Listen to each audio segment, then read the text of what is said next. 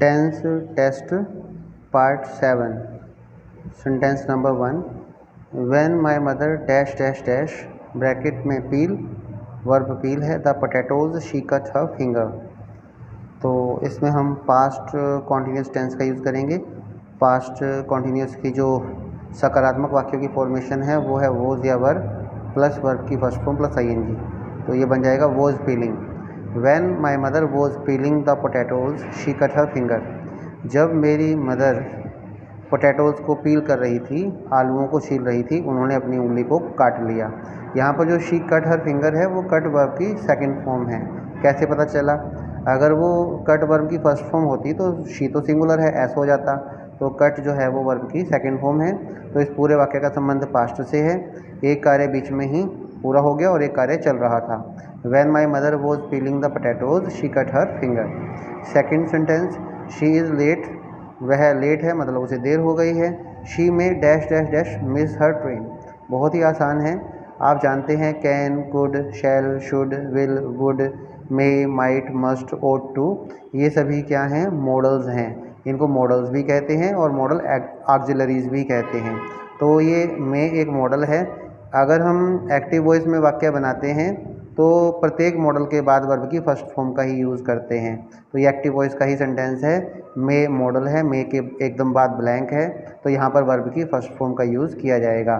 She is late, वह late है, उसे देर हो गई है। She may miss her train, वह अपनी ट्रेन को मिस कर सकती है, उससे उसकी ट्रेन छूट सकती है। Sentence number 3 4 centuries poetry dash dash dash bracket में भी है one of the most popular forms of literature.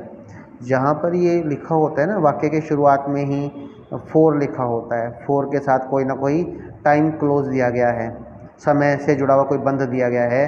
4 months कई महीनों से, 4 वीक्स कई हफ्तों से, 4 सेंचुरीज कई शताब्दियों से।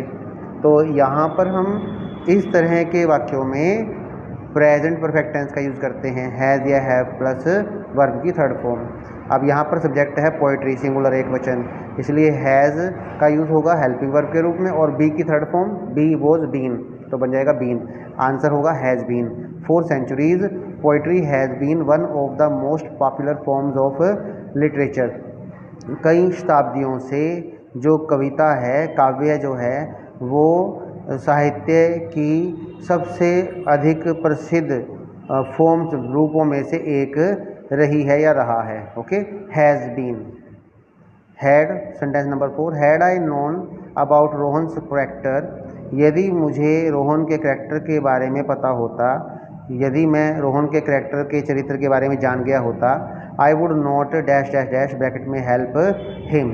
देखिए ये जो हैड, ये वुड वाले सेंटेंस होते हैं और हैड प्लस वर्ब की थर्ड फॉर्म वाले।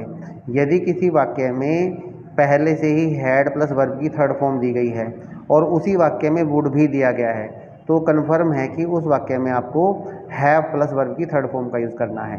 यानी कि वाक्य के कंडीशनल वाक्य बोलते हैं इनको, कंडीशन वाले वाक्य। अगर ऐसा होता तो वो हो जाता। तो यदि कंडीशन वाले वाक्यों के एक भाग में हैड प्लस वर्ब की थर्ड फॉर्म है तो दूसरे भाग में आपको वुड हैव प्लस वर्ब की थर्ड फॉर्म का यूज़ करना है। बाई चांस इसमें वुड तो ऑलरेडी दिया गया है, तो आपको सिर्फ और सिर्फ हैव और वर्ब की थर्ड फॉर्म हेल्प्ड, तो वाक्य बन जाएगा had I known about Rohan's character I would not have helped him. अगर मैं रोहन के करैक्टर के बारे में जान गया होता, I would not have helped him, मैंने उसकी सहायता नहीं की होती, मैं उसकी सहायता ना करता।